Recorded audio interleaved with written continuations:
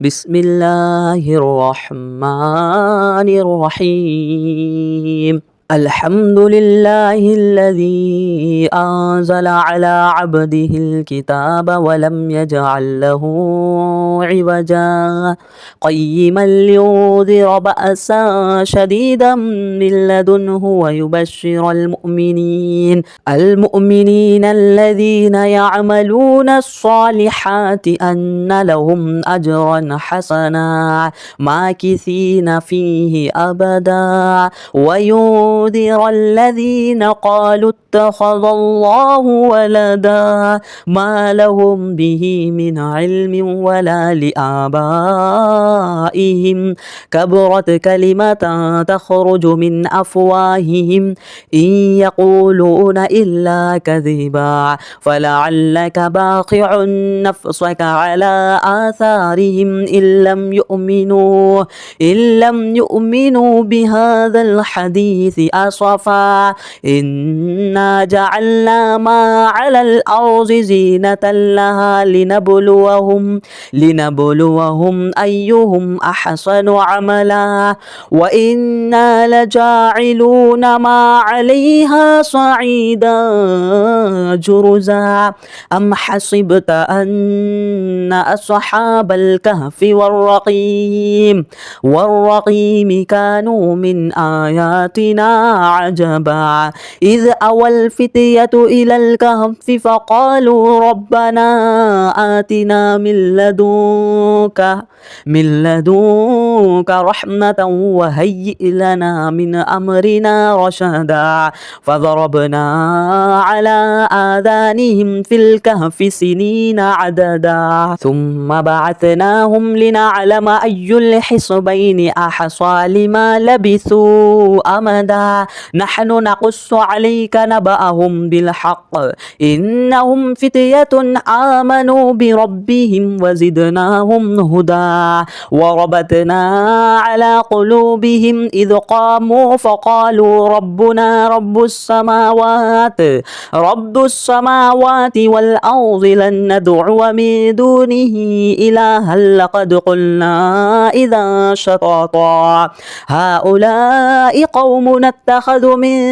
دونه آلهة لولا يأتون عليهم بسلطان بين فمن أظلم ممن افترى على الله كذبا وإذ اعتزلتموهم وما يعبدون إلا الله فأووا إلى الكهف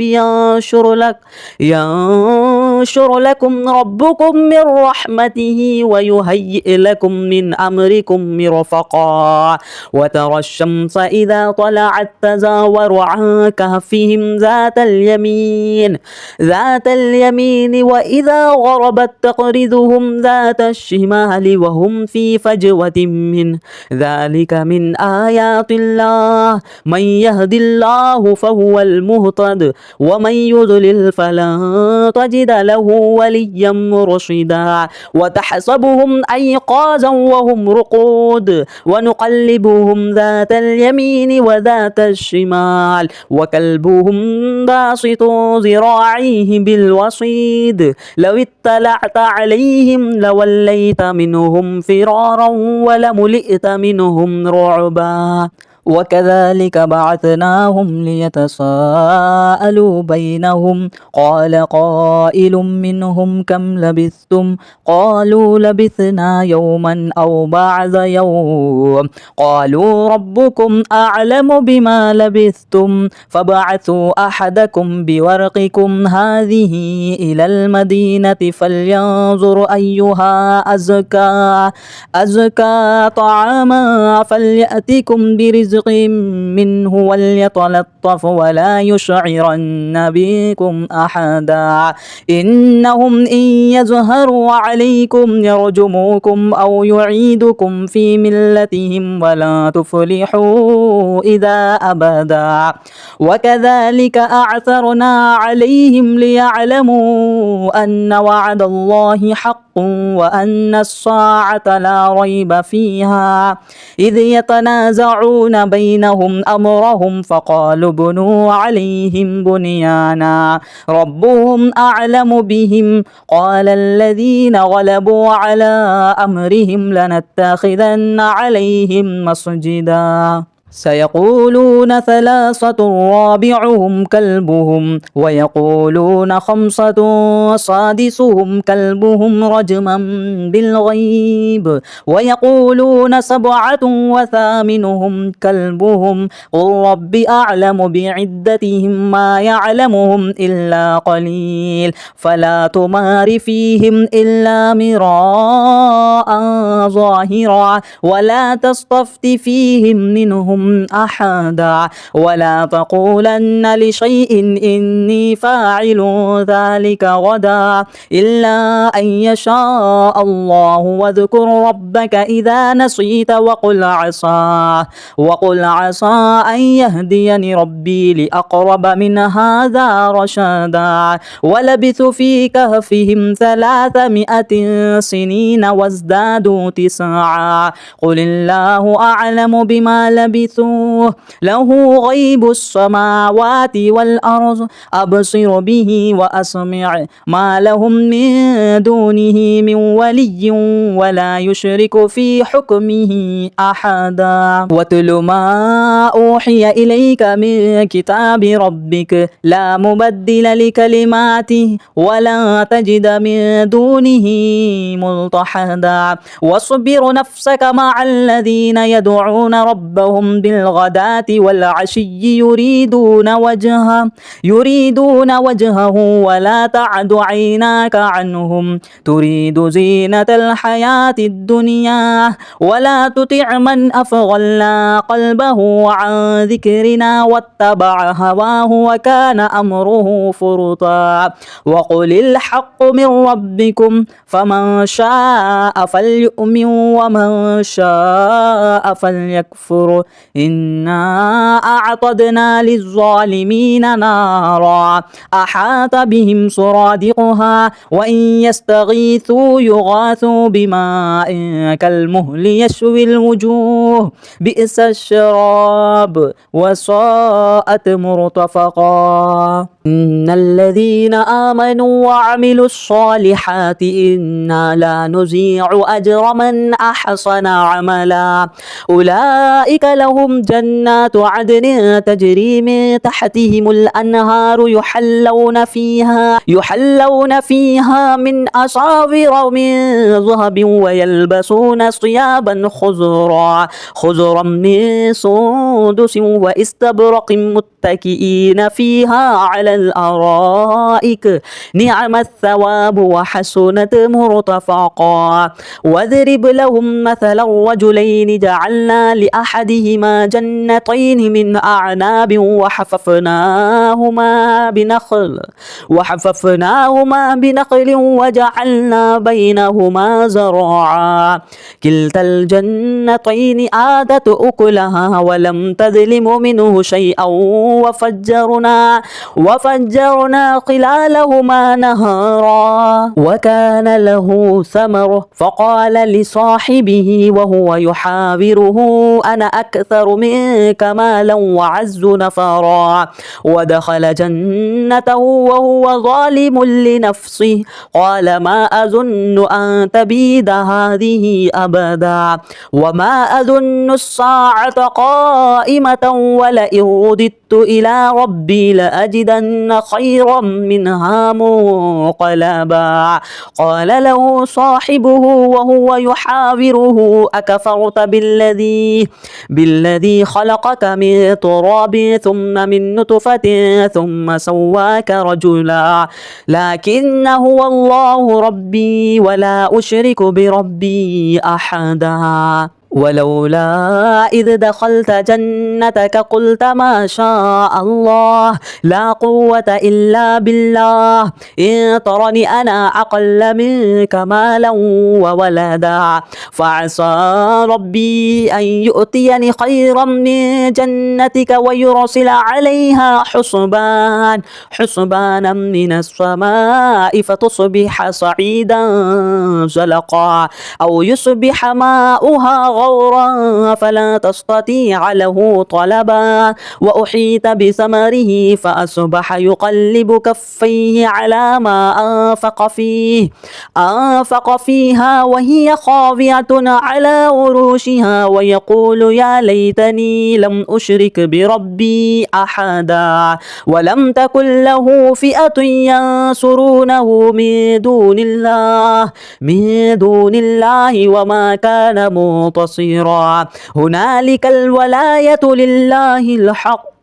هو خير ثوابا وخير عقبا واضرب لهم مثل الحياة الدنيا كماء إن أنزلناه من السماء فاختلط به نبات الأرض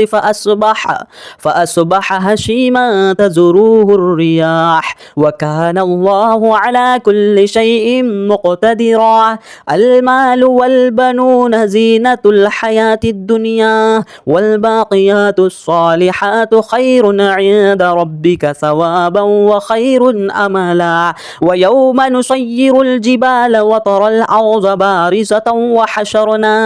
وحشرناهم فلم نغادر منهم أحدا وعرضوا على ربك صفا لقد جئتمونا كما خلقناكم أول مرة بل زعمتم أن لن نجعل لكم موعدا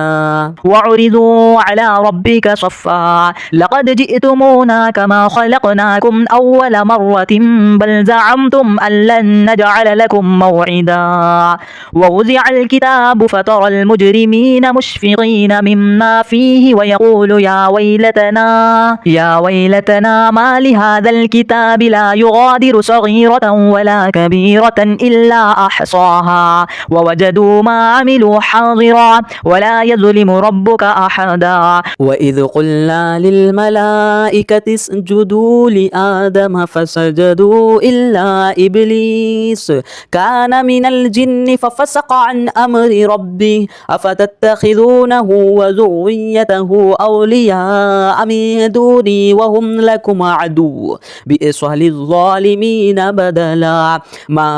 أشهدتهم خلق السماوات والأرض ولا خلق أنفسهم وما كنت متخذ المضلين عضدا ويوم يقول نادوا شركائي الذين زعمتم فدعوهم فلم يستجيبوا لهم وجعلنا بينهم موبقا ورأى المجرمون الناس فظنوا أنهم مواقعها ولم يجدوا عنها مصرفا ولقد صرفنا في هذا القرآن للناس من كل مثل وكان الإنسان أكثر شيء جدلا وما منع الناس أن يؤمنوا إذ جاءهم الهدى ويستغفروا ربهم إلا أن تأتيهم سنة الأولين أو يأتيهم العذاب قبلا وما نرسل المرسلين إلا مبشرين ومنذرين ويجادل الذين كفروا بالباطل ليدحضوا به الحق واتخذوا آياتي وما أنذروا هزوا ومن أظلم ممن ذكر بآيات ربه فأعرض عنها ونسي ما قدمت يداه إنا جعلنا على قلوبهم أكنة أن يفقهوا وفي آذانهم وقرا وإن تدعهم إلى الهدى فلن يهتدوا إذا أبدا وربك الغفور ذو الرحمة لو يؤاخذهم بما كسبوا لعجل لهم العذاب بل لهم موعد لن يجدوا من دونه موئلا وتلك القرى أهلكنا لهم لما ظلموا وجعلنا لمهلكهم موعدا وإذ قال موسى لفتاه لا أبرح حتى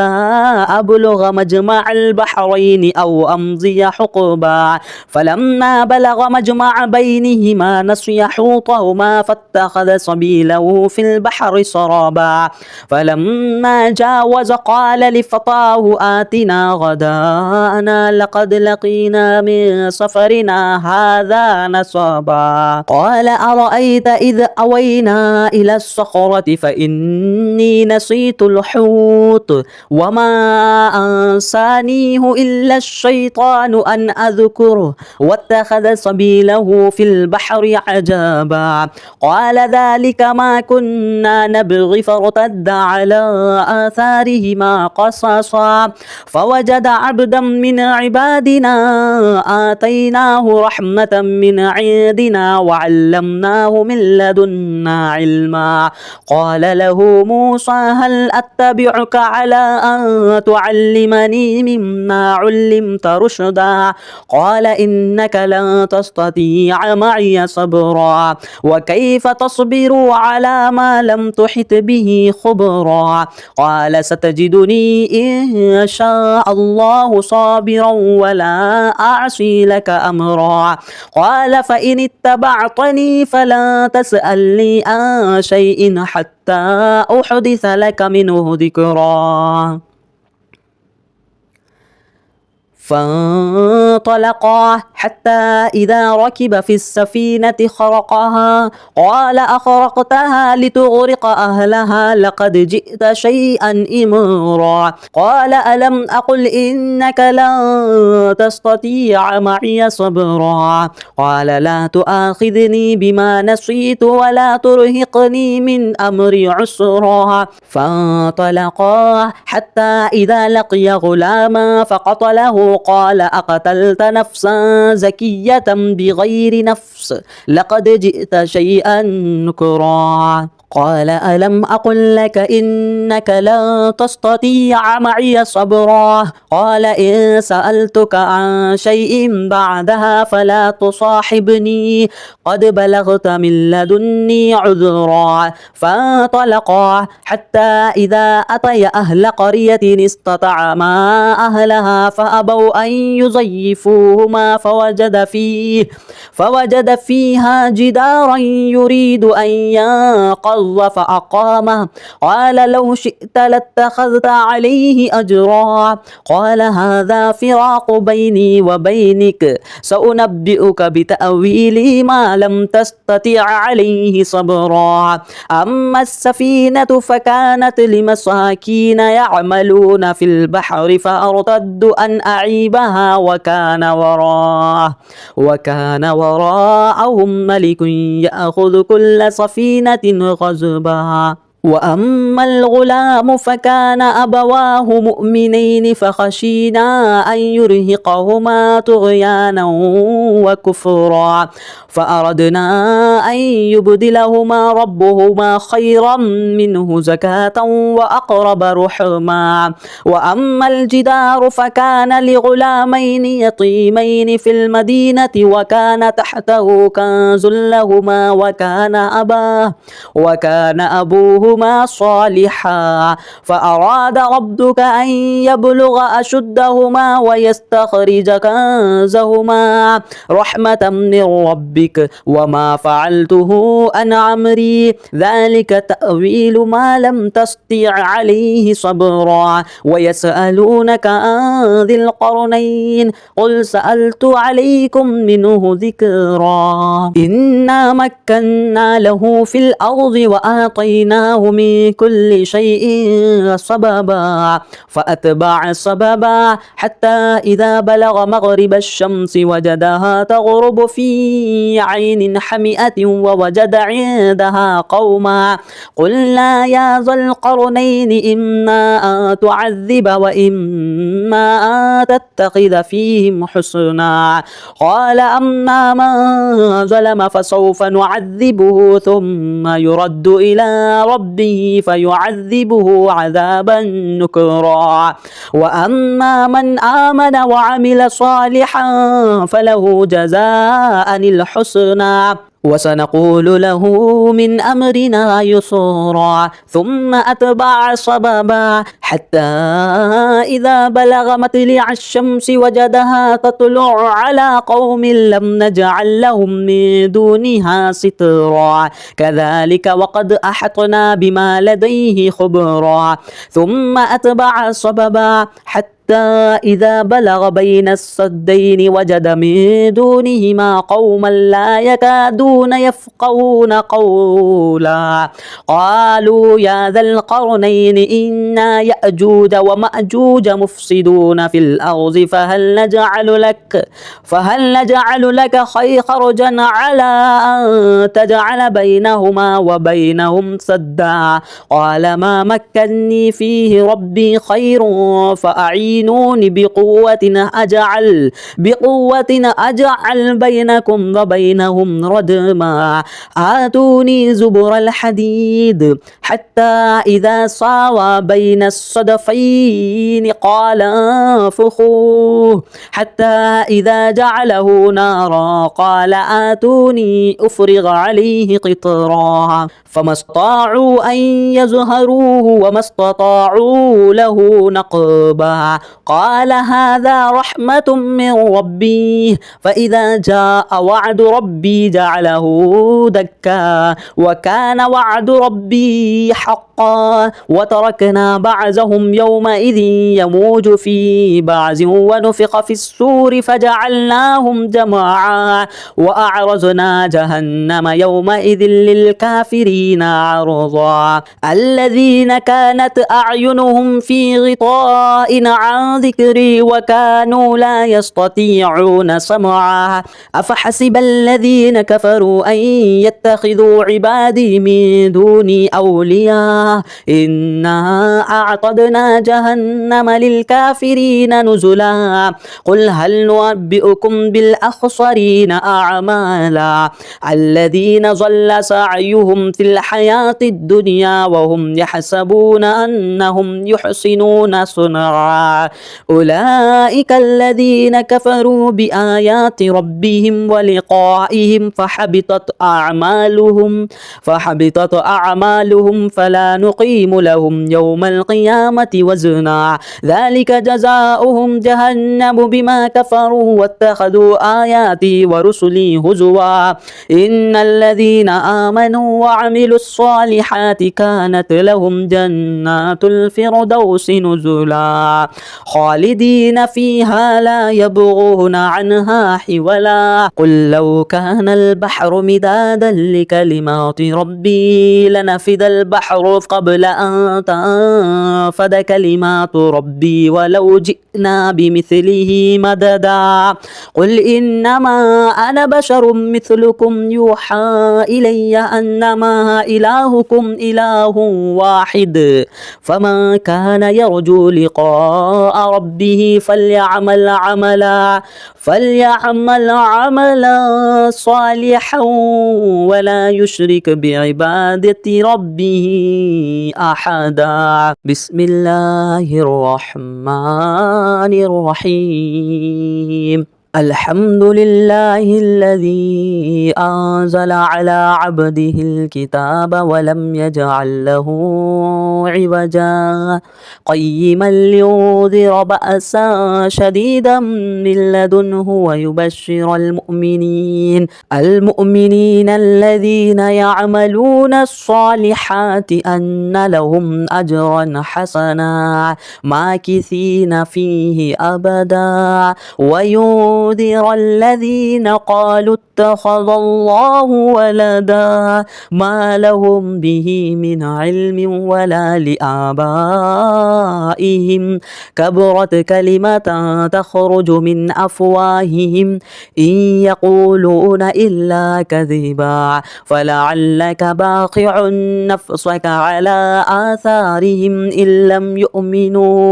إن لم يؤمنوا بهذا الحديث أسفا إنا جعلنا ما على الأرض زينة لها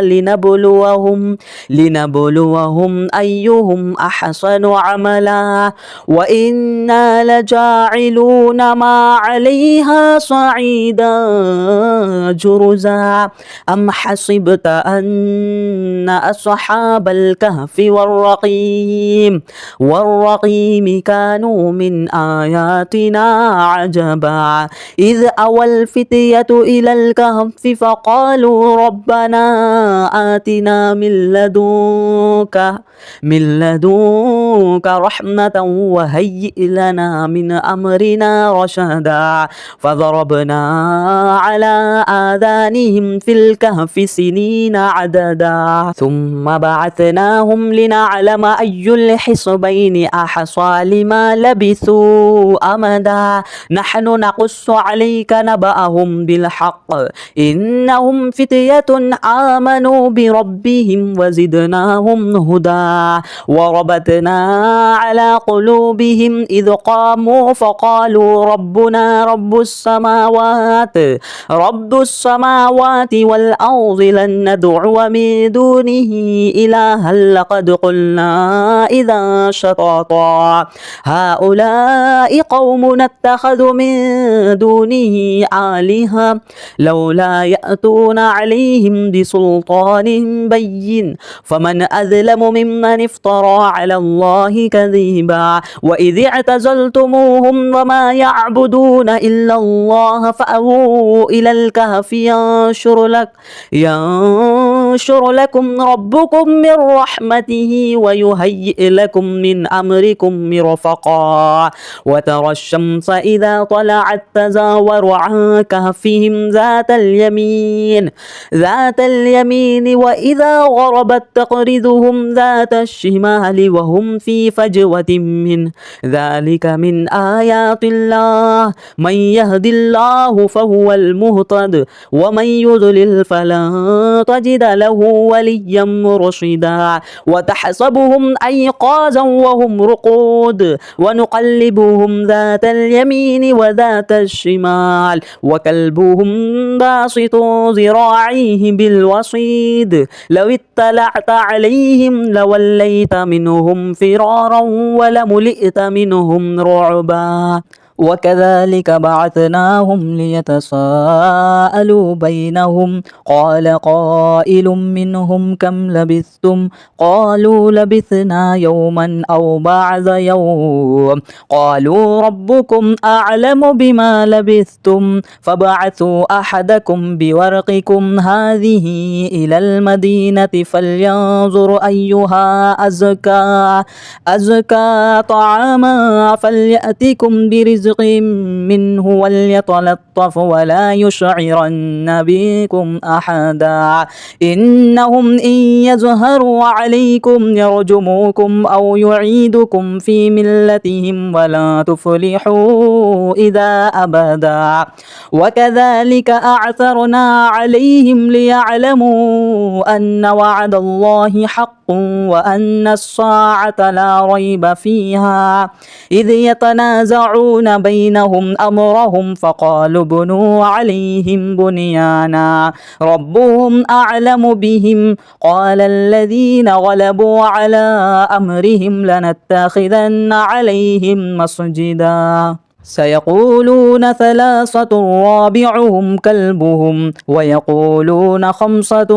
سادسهم كلبهم رجما بالغيب ويقولون سبعة وثامنهم كلبهم قل رب أعلم بعدتهم ما يعلمهم إلا قليل فلا تمار فيهم إلا مراء ظاهرا ولا تستفت فيهم منهم منهم أحدا ولا تقولن لشيء إني فاعل ذلك غدا إلا أن يشاء الله واذكر ربك إذا نسيت وقل عسى أن يهديني ربي لأقرب من هذا رشدا ولبثوا في كهفهم 300 سنين وازدادوا 9 قل الله أعلم بما لبثوا له غيب السماوات والأرض أبصر به وأسمع ما لهم من دونه من ولي ولا يشرك في حكمه أحدا واتل ما أوحي إليك من كتاب ربك لا مبدل لكلماته ولا تجد من دونه ملتحدا واصبر نفسك مع الذين يدعون ربهم بالغداة والعشي يريدون وجهه ولا تعد عيناك عنهم تريد زينة الحياة الدنيا ولا تطع من أفغلنا قلبه عن ذكرنا واتبع هواه وكان أمره فرطا وقل الحق من ربكم فمن شاء فليؤمن ومن شاء فليكفر إنا أعتدنا للظالمين نارا أحاط بهم سرادقها وإن يستغيثوا يغاثوا بماء كالمهل يشوي الوجوه بئس الشراب وساءت مرتفقا إن الذين آمنوا وعملوا الصالحات إنا لا نضيع أجر من أحسن عملا أولئك لهم جنات عدن تجري من تحتهم الأنهار يحلون فيها من أساور من ذهب ويلبسون ثيابا خضرا من سندس واستبرق متكئين فيها على الأرائك نعم الثواب وحسنت مرتفقا واضرب لهم مثل الرجلين جعلنا لأحدهما جنتين من أعناب وحففناهما بنخل وجعلنا بينهما زرعا كلتا الجنتين آتت أكلها ولم تظلم منه شيئا وفجرنا خلالهما نهارا وكان له ثمر فقال لصاحبه وهو يحاوره أنا أكثر منك مالا وعز نفرا ودخل جنته وهو ظالم لنفسه قال ما أظن أن تبيد هذه أبدا وما أظن الساعة قائمة ولئن رددت إلى ربي لأجدن خيرا منها منقلبا قال له صاحبه وهو يحاوره أكفرت بالذي خلقك من تراب ثم من نطفة ثم سواك رجلا لكن هو الله ربي ولا أشرك بربي أحدا ولولا إذ دخلت جنتك قلت ما شاء الله لا قوة إلا بالله إن ترني أنا أقل منك مالا وولدا فعسى ربي أن يؤتيني خيرا من جنتك ويرسل عليها حسبانا من السماء فتصبح صعيدا زلقا أو يصبح ماؤها غورا فلا تستطيع له طلبا وأحيط بثمره فأصبح يقلب كفيه على ما أنفق فيها وهي خاوية على عروشها ويقول يا ليتني لم أشرك بربي أحدا ولم تكن له فئة ينصرونه من دون الله وما كان منتصرا بصيرا هنالك الولاية لله الحق هو خير ثوابا وخير عقبا واضرب لهم مثل الحياة الدنيا كماء إن أنزلناه من السماء فاختلط به نبات الأرض فأصبح هشيما تذروه الرياح وكان الله على كل شيء مقتدرا المال والبنون زينة الحياة الدنيا والباقيات الصالحات خير عند ربك ثوابا وخير أملا ويوم نسير الجبال وترى الأرض بارزة وحشرناهم فلم نغادر منهم أحدا وعرضوا على ربك صفا لقد جئتمونا كما خلقناكم أول مرة بل زعمتم أن لن نجعل لكم موعدا وعرضوا على ربك صفا لقد جئتمونا كما خلقناكم أول مرة بل زعمتم أن لن نجعل لكم موعدا ووزع الكتاب فترى المجرمين مشفقين مما فيه ويقول يا ويلتنا ما لهذا الكتاب لا يغادر صغيرة ولا كبيرة إلا أحصاها ووجدوا ما عملوا حاضرا ولا يظلم ربك أحدا وإذ قلنا للملائكة اسجدوا لآدم فسجدوا إلا إبليس كان من الجن ففسق عن أمر ربه أفتتخذونه وذريته أولياء من دوني وهم لكم عدو بئس للظالمين بدلا ما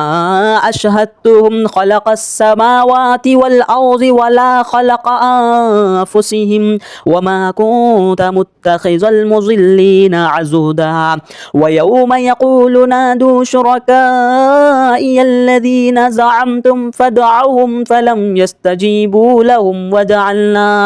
وجعلنا بينهم موبقا ورأى المجرمون الناس فظنوا أنهم مواقعها ولم يجدوا عنها مصرفا ولقد صرفنا في هذا القرآن للناس من كل مثل وكان الإنسان أكثر شيء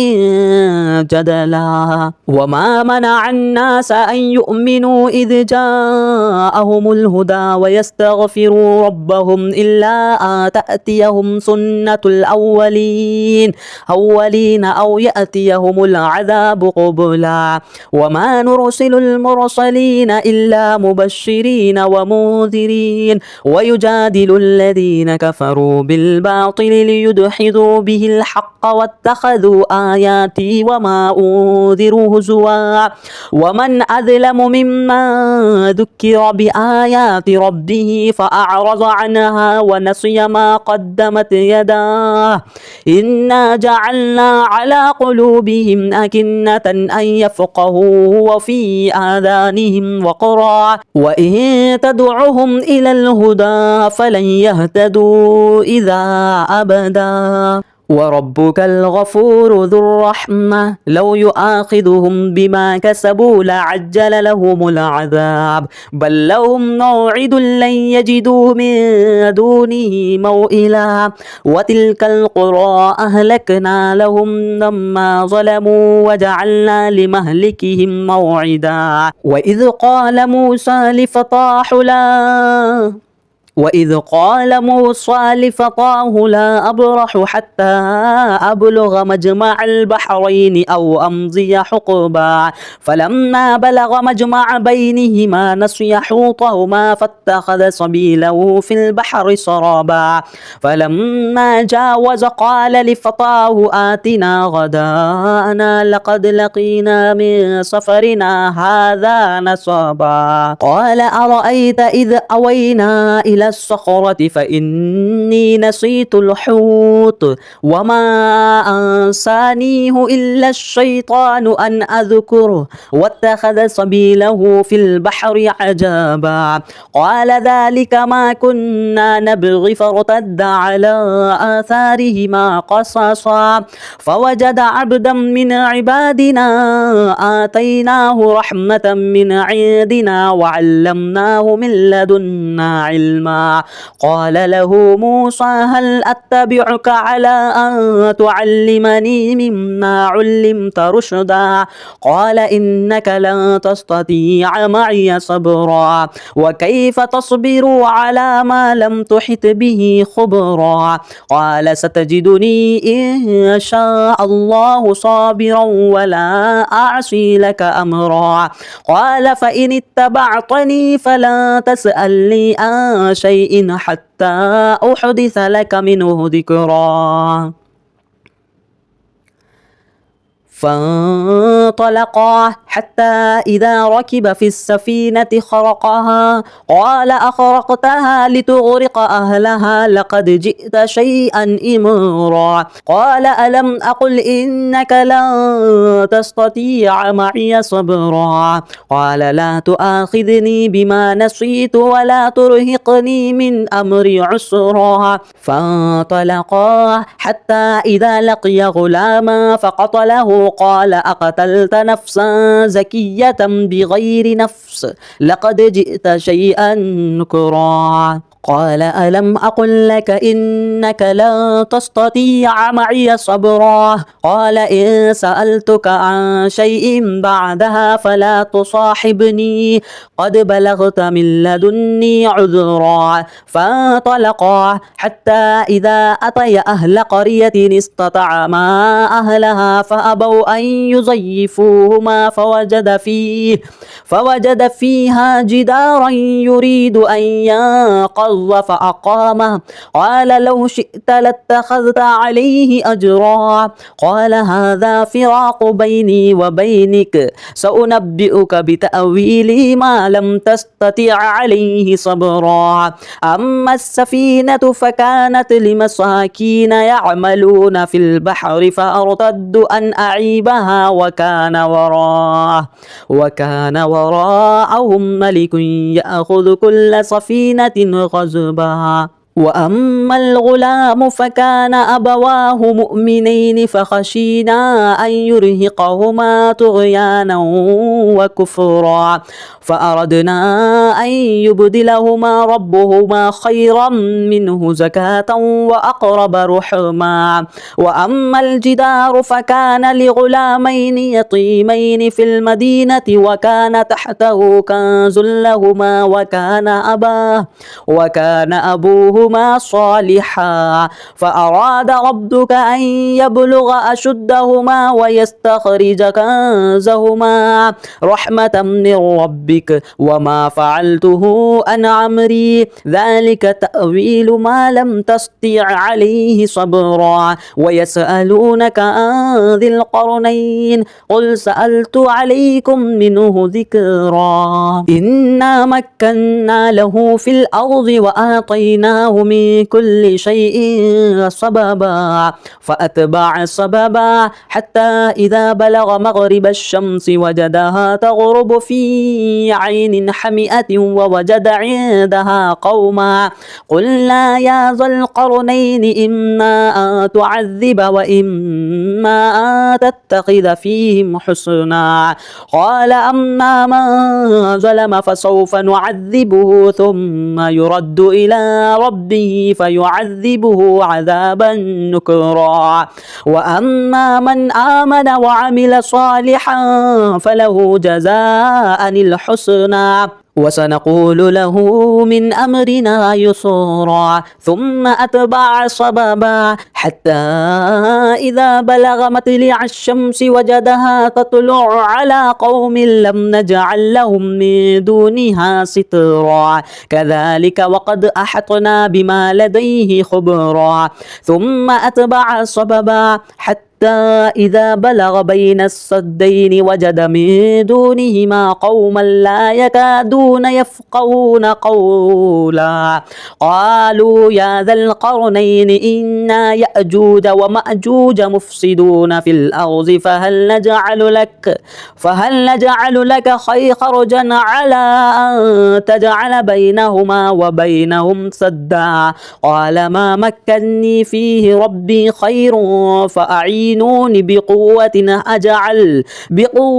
أجعل بينكم وبينهم ردما آتوني زبر الحديد حتى إذا ساوى بين الصدفين قال انفخوه حتى إذا جعله نارا قال آتوني أفرغ عليه قطرا فما استطاعوا أن يظهروه وما استطاعوا له نقبا قال هذا رحمة من ربي فإذا جاء وعد ربي جعله دكا وكان وعد ربي حقا وتركنا بعضهم يومئذ يموج في بعض ونفخ في السور فجعلناهم جماعا وأعرضنا جهنم يومئذ للكافرين عرضا الذين كانت أعينهم في غطاء عن ذكري وكانوا لا يستطيعون سمعا أفحسب الذين كفروا أن يتخذوا عبادي من دوني أولياء إنا أعتدنا جهنم للكافرين نزلا قل هل ننبئكم بالأخسرين أعمالا الذين ضل سعيهم في الحياة الدنيا وهم يحسبون أنهم يحسنون صنعا أولئك الذين كفروا بآيات ربهم ولقائهم